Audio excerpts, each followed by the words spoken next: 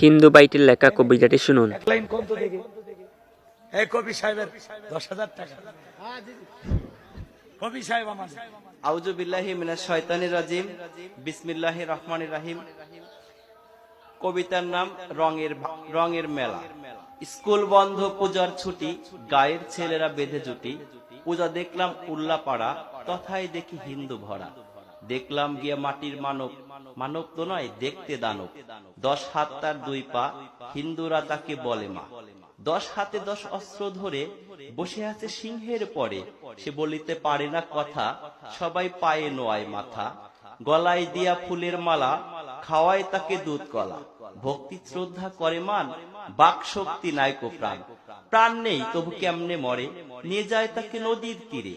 তীর হতে তুলে মধ্য জলে, লাথি মেরে দিয়েছে ফেলে। এখানেই মোর মনের কথা, মাকে কেন দিলে ব্যথা। করছো কেন রঙের মেলা, এগুলো তো ভাঙাচোরা খেলা। এই খেলাতে নেই কো লাভ, এই খেলাতে শুধুই পাপ। পাল্টিয়ে ফেলো মত, হও শেষ নবীর উম্মত। খোদাকে মানো প্রভু, একবার গেলে তুলসী তালা, ঘরে নেবে না কবু।